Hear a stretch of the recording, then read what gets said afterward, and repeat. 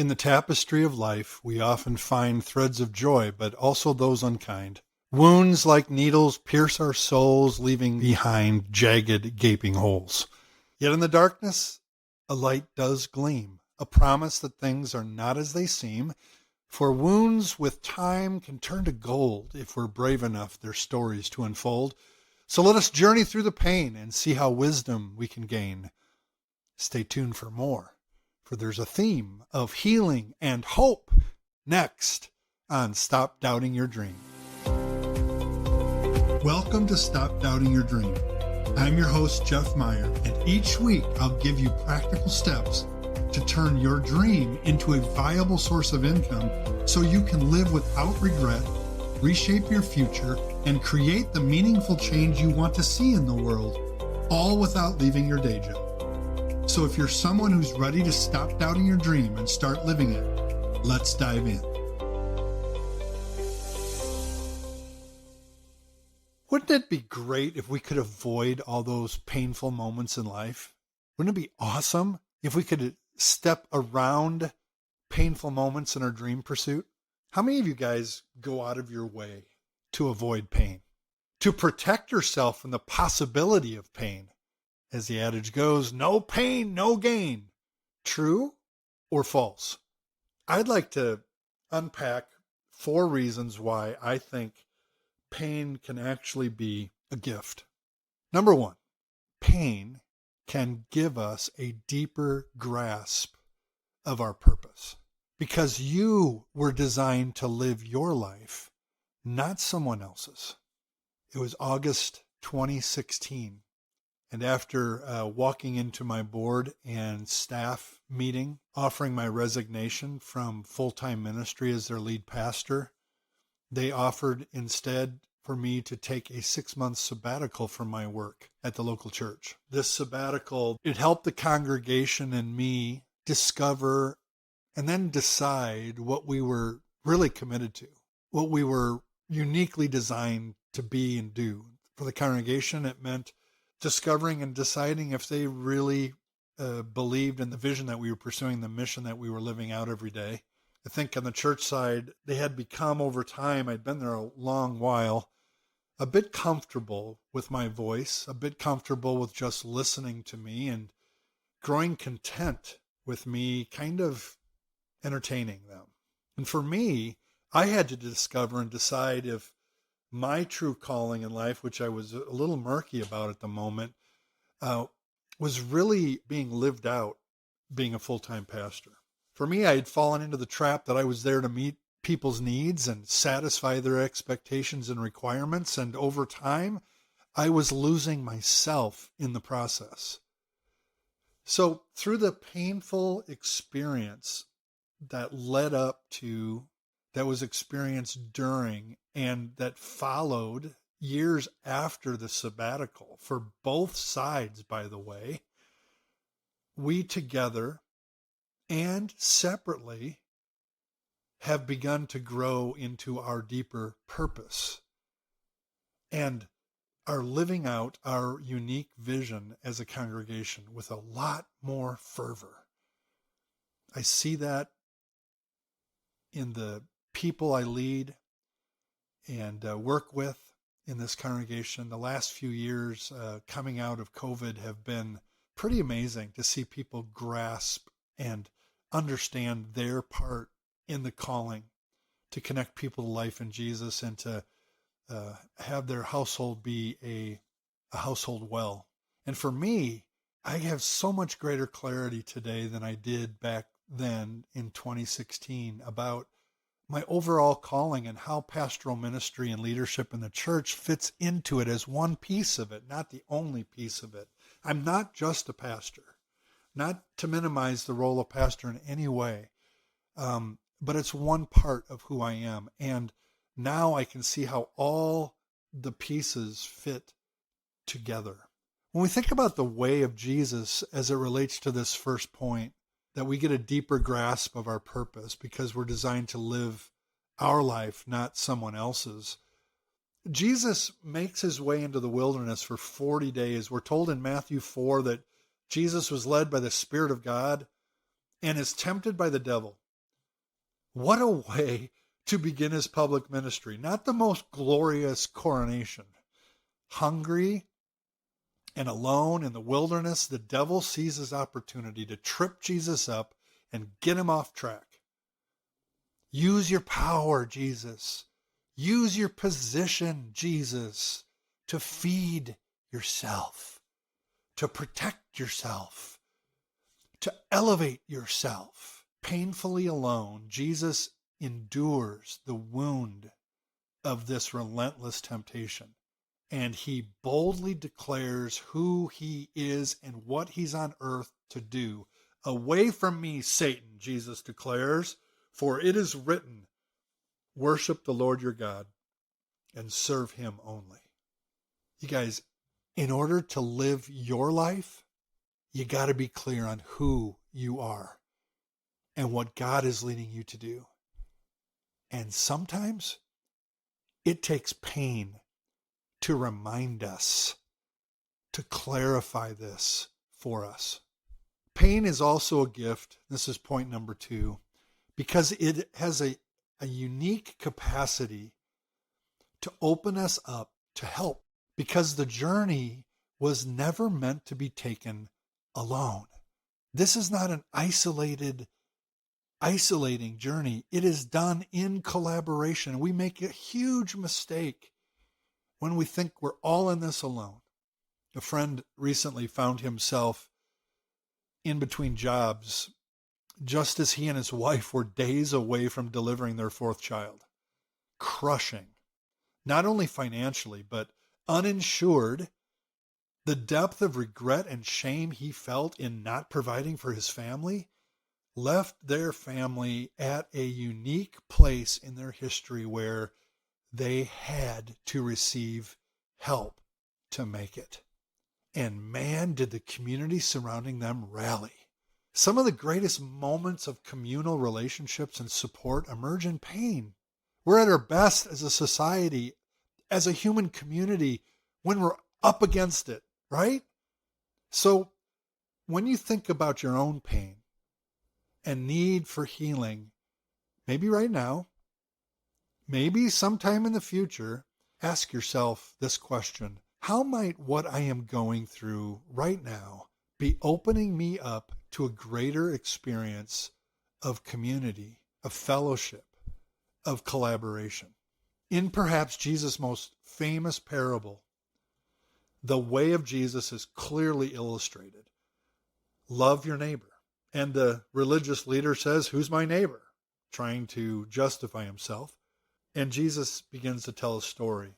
The Good Samaritan in Luke is the one who stops, who takes notice and acts in love to care for this man who was beaten up and left for dead alongside the road. He picks him up, puts him on his donkey, takes him to an inn, pays for his care, tells the owner of the inn to bandage up his wounds and nurse him back to health. And when I pass through town next time, I'll pick up any extra costs that I have not paid for. He covers his care. And Jesus ends the story, and he gives the religious leader who is trying to justify himself by saying, who is my neighbor, a chance to reflect on the meaning of this illustration. He says to the religious leader, which of these 3 do you think was a neighbor to the man who fell into the hands of robbers? The one who showed mercy, replied the expert in the law. Then Jesus told him, go and do likewise. You guys, in order to have companions on your journey, you must be open to help along the way. You must be open to receive help along the way. And sometimes it takes pain to strip away our stubborn independence and awaken to the gift of interdependence. The gift of pain brings a blessing in our life in a third way. I'll describe it like this. Pain has a unique capacity to take away the option to stay put. Because sometimes we need to be helped to take a courageous step that opens the door to a new and living way. We need to have the old way taken away from us. like my friend who's in between jobs at the moment. We're still waiting to see what the new and living way is in front of him. But sometimes we need to have that current situation taken away so we have the only option of moving forward. During my recent visit to the hair salon, as I sat in the chair getting my hair perfectly cut, I had some windshield time to reflect with my stylist, and we ended up discussing how frequently it is that the freedom to pursue our uniquely designed path is preceded by pain and loss. And I asked, is pain always a necessary part of the journey to becoming our true selves? And we thought about it. We said, well, maybe not 100%, but man, it seems like it's way up there, maybe 95%. We both shared some really painful experiences in our lives that opened the door to an exciting new opportunity. For her, it was the story she shared was the painful experience that led her to open her own hair salon. Instead of continuing to agonize over her current work experience with a clueless boss, the business was going under and she had to find her way out. And it launched her to her new business. Painful? Yep. And yet today, so much better off with her own hair salon. For me, I talked about the freedom to be me in my ministry and my leadership through the sabbatical. I also talked about the painful breakup of an engagement right before it led me to meet my bride, Amy. Back to Matthew 4 for a moment. The way of Jesus comes with the greatest invitation of all time. Come, follow me, Jesus said, and I will make you fishers of men. Follow me, and I will make you what you cannot be on your own. I will make you what you were designed to be from the beginning. I will do that work in you. In order to experience the freedom of living a new and living way, you must take courageous steps forward. And sometimes it takes pain to push us forward. The last point I want to make today in this episode, when we think about the gift of pain and the healing process and turning wounds into wisdom, we think about the gift of pain because it grows our empathy and our compassion. Because there are others who need our love and support. And that's what our dream's all about when it comes right down to it. Providing something for someone that they need. Filling a gap. That's what our dream seeks to accomplish. I remember sitting in one of my first Dream Accelerator sessions. The Dream Accelerator is one of my signature program. You can find it on my website, jeffmeyercoaching.com. In one of my first sessions, when I launched this signature program, I was sitting there listening to Sarah's dream. It was one of their assignments to share their vivid dream. And I was listening to her unpack this amazing dream of helping families who are battling with their child's serious health issues, providing support and daily help with all the small things that families need so they can focus on caring for their child, like food and clothing and a place to stay and little gifts of kindness and love along the way to bring encouragement in the battle. And it was amazing to hear her unpack her vision. There wasn't a dry eye in the room because as she told the story of her dream, she also told the painful story of losing her little girl to a rare heart condition. The birth of her dream and her husband's dream to bless other families came out of the crucible of the deepest loss, the loss of a child. Paul writes in Romans chapter 8, verse 28, he makes a promise. He says, and we know that for those who love God, all things work together for good for those who are called according to his purpose. God did not take this couple's daughter so that something good could happen. But God took the excruciating loss and turned it into an extraordinary blessing for an entire community.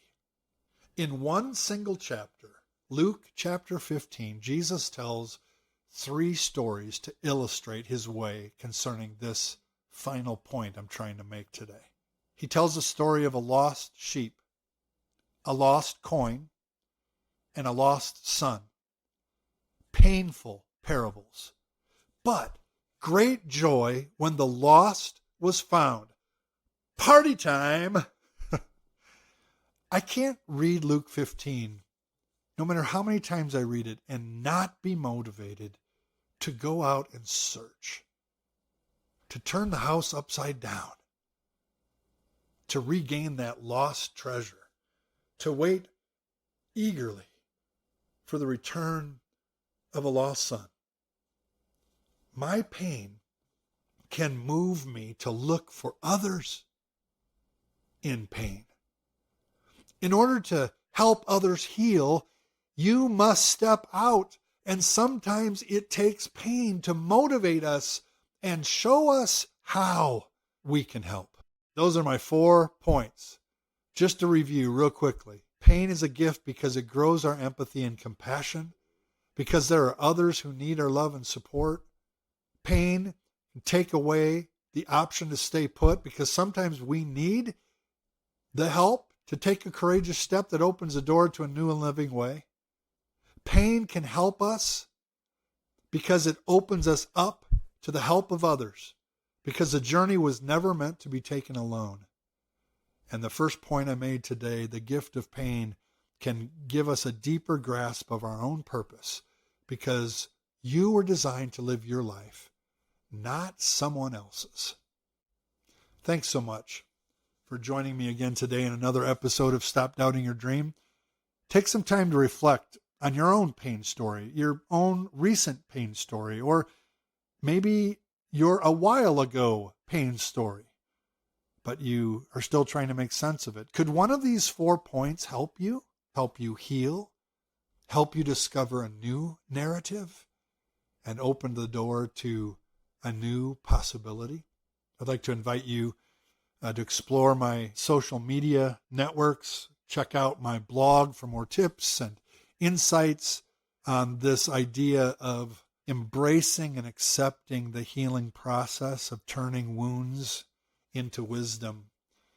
You can always get access to my social media channels and my blog at jeffmeyercoaching.com.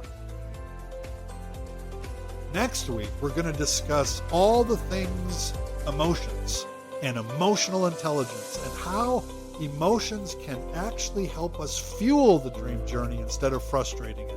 As always, as I close here today, remember, the journey towards your dream begins today. Take action with a single step.